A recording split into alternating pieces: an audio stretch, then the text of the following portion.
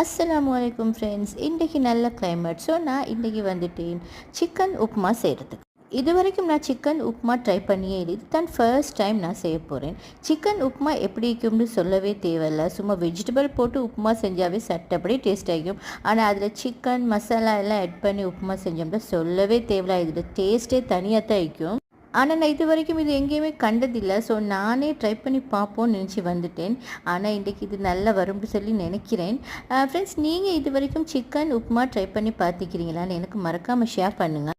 லைட்டாக ரவையை வறுத்துக்கொள்ளணும். நான் இதுக்கு இன்றைக்கி கீ ஆட் பண்ணலை. ஏன்னு சொன்னால் இதுக்கு சிக்கன் ஆட் பண்ணிக்கிறேன் சொல்லிட்டு இதுக்கு கீ ஆட் பண்ணலை. ஆனால் இன்றைக்கி நான் இதுக்கு கர்ட் ஆட் பண்ணிக்கிறேன். ஃப்ரெண்ட்ஸ், இதோட டீட்டெயில் ரெசிபி உங்களுக்கு வேணும்னா மறக்காமல் கமெண்ட்டில் ஷேர் பண்ணுங்கள். நான் இதோட ரெசிபியை உங்களுக்கு போஸ்ட் பண்ணுறேன்.